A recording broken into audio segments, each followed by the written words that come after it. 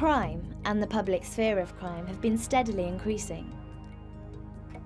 Been in trouble since I was a kid. It's always going to be the same. That's how I started, that's how I'll finish.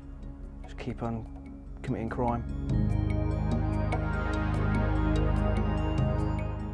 I've been robbed 4 times in the last 2 years. If something was there to kick, we'd kick it, and if something was there to break, we'd break it. We just didn't have anything else to do.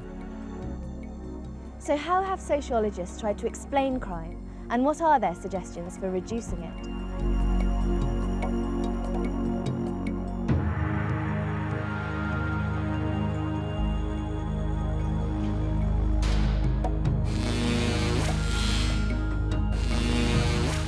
Societies mean social rules, accepted ways of behaving. Deviance is behaviour that departs from these rules. Crimes are specific deviant actions that break the criminal law. There are many different sociological approaches to crime and deviance. Some focus on the crime, the others on the criminal. Ideas go in and out of fashion, and some of the newest approaches to crime prevention are similar to ideas used in the 19th century. So, in order to understand these debates, we need to go back and take a journey through time. It's a myth to think of crime and fear of crime as something new. In the 1860s, there was what we would now call a moral panic about a new form of crime, garrotting gangs, robbery that involved choking the victim. Respectable Victorian England was also outraged by rampant child crime, prostitution, idleness and alcoholism, and the hooligan gangs. At this time, the study of crime was dominated by what we now call classical criminology. And the classical view was a political view which rested on 3 assumptions. That the unit of analysis was the crime, that criminals are the same as ordinary members of the public. And this meant that all you needed to do from a judicial point of view was devise a crime control system which was fair. What everyone knows is the punishment fits the crime. The later part of the 19th century saw the rise of a new approach based on the ideas that the principles of the natural sciences could be applied to the study of society. This was called positivism. Now, positivism introduced a completely different way of thinking, and that clash is still going to be with us today. Positivism said, first, no, our unit analysis is not the offence. We're not interested in speculation about what should be punished and how much should be punished. That's the business of somebody else. We're interested in the criminal, not the crime. Secondly, the criminal was different from the non-criminal, so that you had to think about young people, people who are not able to exert responsibility. And so from then onwards, what we know as criminology emerges and takes on all sorts of different versions. Well, in medical approaches, it was believed that crime and deviance might be evidence of a defective individual.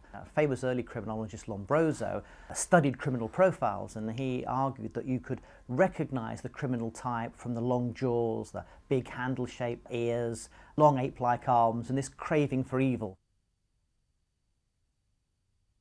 Well, in psychological approaches, crime and deviance might be evidence of a defective personality. In early sociological approaches, crime and deviance was not so much evidence of a defective individual as a defective environment. And many of the earlier social reformers believed that poverty created immorality, and then this immorality led to crime and deviant behaviour. However, for one of the founders of sociology, Emil Durkheim, it wasn't that simple. First of all, for Durkheim, crime was a normal part of society. You would always have crime.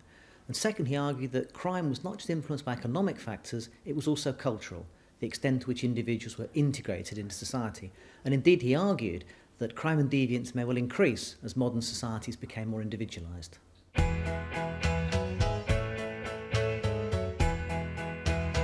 By the middle of the last century, it seemed that Durkheim might be right. Modern societies were more prosperous than ever, and mass poverty had been all but eliminated. But crime was still rising. Robert Merton, an American sociologist, building on Durkheim's ideas, developed strain theory, an idea that seemed to explain this.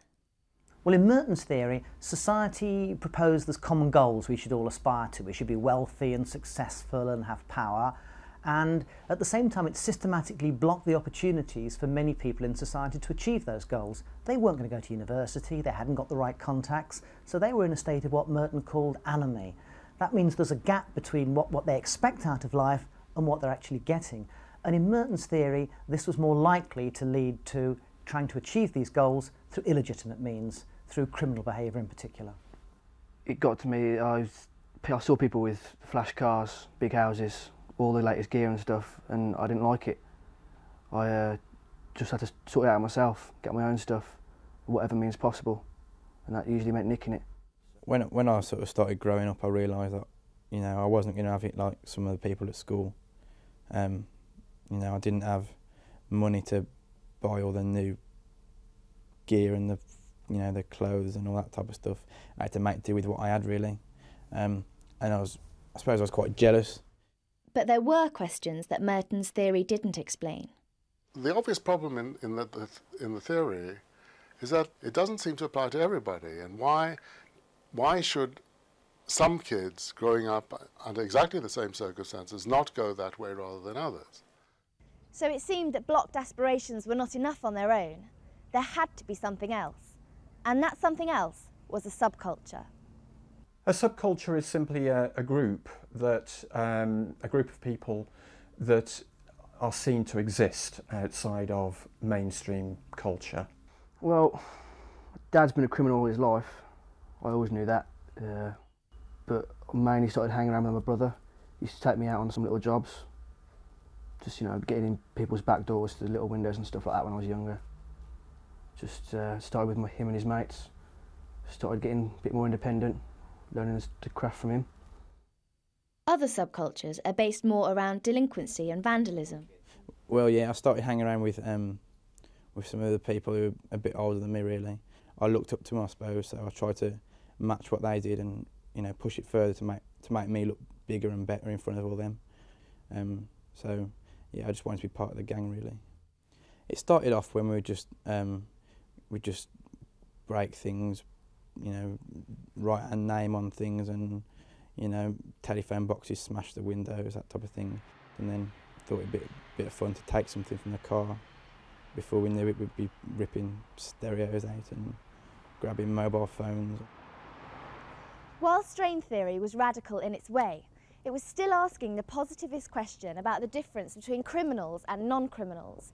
But by the 1960s, things were changing, and sociologists were starting to ask some rather different questions.